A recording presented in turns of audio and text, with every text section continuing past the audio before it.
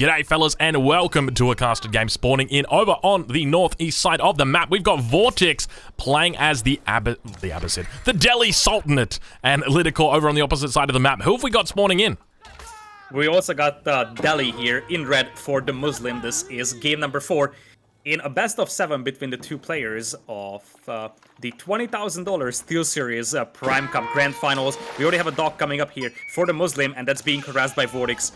Yeah, he's going to be looking to get plenty of damage out here. You see the double scout opening here from Vortix. He's doing a great job of trying to deny this dock. He's got to be careful. You can see the way that he's doing the animation cancel in there. Going to be forcing back that scout from DeMuslim, and now going to be focusing down the villager. He's going to be trying his best getting that animation canceling, but it does look like the dock is going to be going up. DeMuslim might be losing a villager as a consequence, but he's going to be happy he manages to secure that dock there in the early game. And yeah, that villager does look like it is not too long for this world. Actually manages to get away.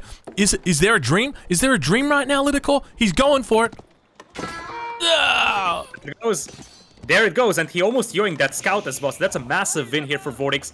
He actually sacrificed the villager to make that scout on his town center, but it paid off big time because he killed the villager, and now he's got 2 scouts running around. Yep. So unless the Muslim adds a scout himself, he's gonna have a tough time protecting this dog, because of course you can use your fishing ships to shoot at those scouts, but they will just run in, throw a couple of torches, run out, heal up, and then do the same thing again. It's gonna take some time, but they will be annoying. DeMuslim got to be careful now down towards the dock of his opponent.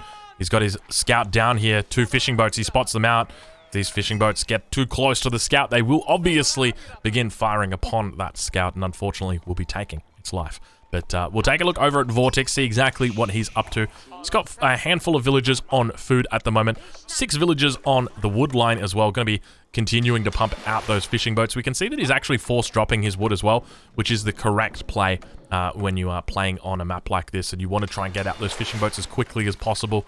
But compare that over to DeMuslim. He's got 7 villagers here that are on wood and 4 villagers on food. Now going to begin transitioning over towards the gold and looking to get up to that second age. Speaking of gold mine, that is a spectacular gold mine for the Muslim. Right at the back of the base, it's a little open from the sides, but it is well covered by the town center. His second small gold mine is kind of a disaster though, it's quite a bit on the front. But compare those gold spawns to Vortix. Both of his golds are very much exposed here, far away from the town center and on the front. Yeah, this is a tough spawn here for Vortix, but I mean, when it comes to Vortix's spawn, he's got a very safe wood line at the back, though, so that's always something that's nice, so that he can fall back from that position. And when it comes to walling in, I think Vortix has also got a pretty decent spawn as well. Got some great little protective trees in here around the west of his base, as well as these little ledges as well. They're going to be helping him out plenty. But obviously walls are probably not too much of a consideration on this map, with the exception of the crossings. Obviously there's 3 crossings, and players love to wall those up. But now some harassment going to be going down on the gold mine of DeMuslim. He's looking to take out more villagers, Vortix is. Absolutely. And remember that Vortix invested into that second scout. He already killed 1 villager, but he surrenders 1 villager when he's making that scout himself. So he wants to get something more for those scouts, and being able to cut off your opponent from gold is a massive value, because you delay their feudal age, you delay their addition of combat ships, and that's exactly what we're seeing here from Vortix. Yeah, a pretty smart decision here. I'm curious to see what we're going to be spotting out as the transition period begins, whether we're going to be seeing players move towards potential outposts. Obviously, once they reach up into the next stage, they're going to have access to the Dao, but with the Dao, it's going to be quite difficult dealing with potential outposts and things like that. Absolutely, and you see that we have the Muslim struggling quite mightily with that gold income. Vortix is getting closer and closer to that feudal age, and in a mirror matchup, such a feudal age power spike could be massive, because that first Dao coming out could easily just destroy the fishing eco of the Muslim here. These scouts are doing work over here. Yeah, this is absolutely ludicrous. So Vortix about to hit 200 gold. There he goes. He's going to be ready to age up now. He could potentially look... I mean, he's got 6 villagers on gold at this point. I'm pretty confident he's going for a fast castle. There's no 2 ways about it. And at the same time, he's going to be looking at the gold vein of DeMuslim, and he's going to see, oh, he's only gathered 80 gold at this point. Look at the villagers that now come out for DeMuslim. DeMuslim, at the same time, is going to be like, oh, hold on, I need to get more of this gold in.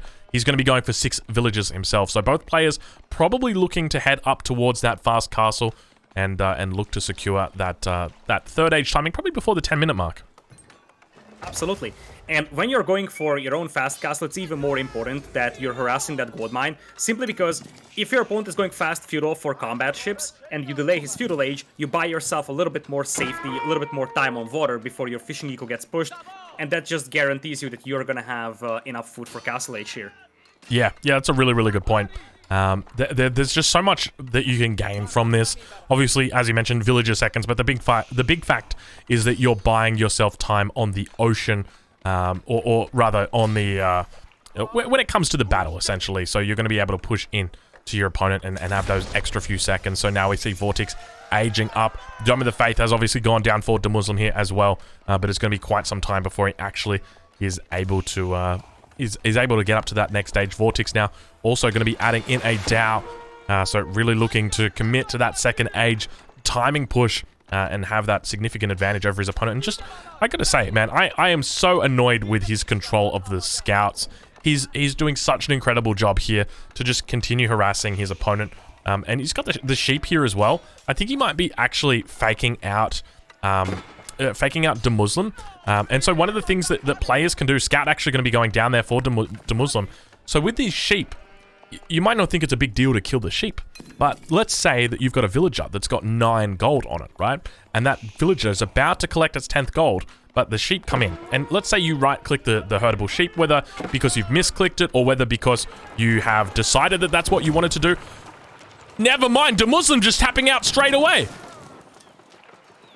His fishing eco was about to get absolutely wrecked because the Vortex just pulled all the fishing ships and the light junk he had, and that's about the delayed feudal age.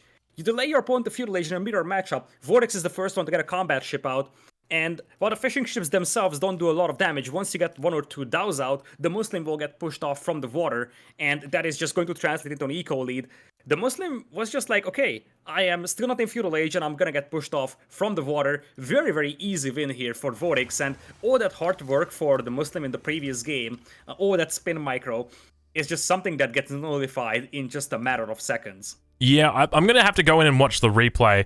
Lidicor, I completely missed that. I'm off in my own little world talking about, you know, the minute mechanics of carrying 9 gold on and taking out a sheep, and meanwhile there's like a game-winning push that's happening. So I'm going to speed that one up. I'm going to go watch it and see exactly what happened, but yeah, obviously there was a lot more of a significant timing there, but you can really see the contributing factors that were there. Obviously, there was the gold mine. That was the big thing, and you mentioned that in the early game. You said it's in a great position there, but that didn't really stop the scouts from coming in, did it? Absolutely. And it is just that investment into 2 scouts and then controlling those 2 scouts. And obviously it might seem easy that, oh yeah, I have 2 scouts, I'm just gonna harass that gold mine, but it's very difficult because you constantly have to go for all that micro with the scouts. Those scouts still take a lot of damage from villagers, so you look away for a second, you're gonna lose your scout. The magical thing here for Vortex was that he could keep those scouts alive the whole time. He even killed the Muslim scout, and he just kept harassing those villagers.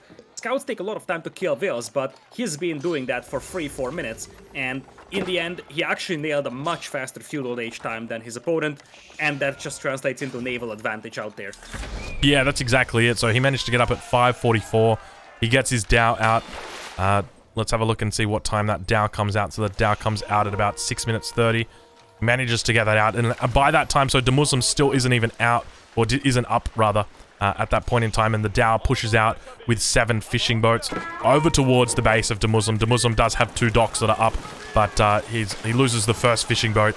The second fishing boat was about to go down, and DeMuslim realizes that his entire economy is going to get lost in that single moment and loses the game to just 2 scouts, really. That was it. You know, people might look at this and go, oh, a water map is stupid. That had nothing to do with water. That was nothing to do with water. That was 2 scouts and a dream, and they fucking absolutely destroyed that shit. That is incredible. Incredibly played by Vortex there. Wow, what a game. Absolutely. I mean, it's a tiny game, but it demonstrates how important it is to micro those scouts in the early game. Absolutely, and this shows why these players are elite in the world. 99.9% of the people on this planet wouldn't have been able to do this with those scouts. It is just a perfect micro, and behind that one, he had no town center idle time. He was consistently producing fishing ships, had a perfect eco balance, and just doing so much with so little is the key here, especially in mirror matchups. As we discussed multiple times, it's very difficult to carve out a lead in mirror matchups, so small things like this, harassment here and there, being able to kill that first docking villager was also something that helped a lot for Vortex, and in the end, he wins with the Delhi here. Yeah, incredible stuff. All right, well, if you're watching this one on YouTube, it was a quick one, a short one, but it taught us a valuable lesson here today. So we'll catch you guys in the next one, and I'll leave a link in the description over towards Lidicaux's channel. Make sure you check him out. Thank you so much for joining us.